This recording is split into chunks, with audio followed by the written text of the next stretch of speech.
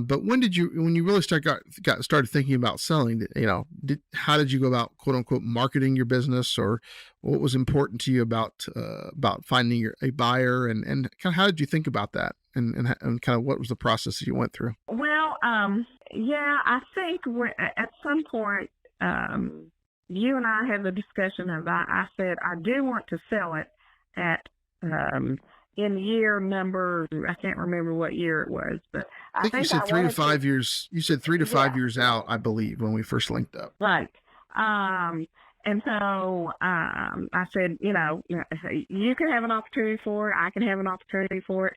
But I think about 18 months before I actually sold is when I started really looking at it, looked at the, I guess, opportunities LPL had to sell your business, and they have some procedures in place to evaluate the business, and I'm not sure if they had help with actually finding a buyer, but anyway, they did. They could evaluate your business, and for a price. You can also look around. There were headhunters. You can put out the word you want to sell your business, etc. My concern was that this might be, a female thing or not, but I felt very close to all of my clients. They weren't just clients on a piece of paper to me. These are people I had been taking care of financially and had made a commitment to, and I wanted to find a buyer who would continue that. Some of my clients were my family. So in terms of that, when I got ready to sell, it was, yes, I need to figure out, what the business is worth, but I also need to find the right buyer, someone who will, continue with these people the way I have done it. And I knew Sean from long ago.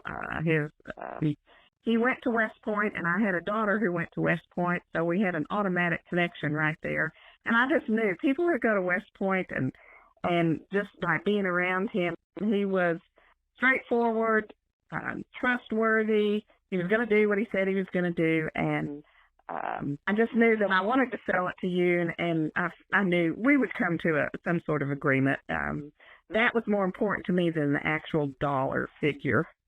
So that's kind of where that came from, and so it kind of worked out. I didn't have to look too far for a buyer, and I ended up doing my own evaluation, just based on research I had done, things like that. And I know Sean and we had several conversations and kind of broke down my business into recurring revenue and non-recurring, Right. evaluations and stuff like that. That was kind of one of the good things, is that you were already my OSJ and had access to my clients. And so you kind of had a good idea of what was really there, as opposed to a total stranger who came in.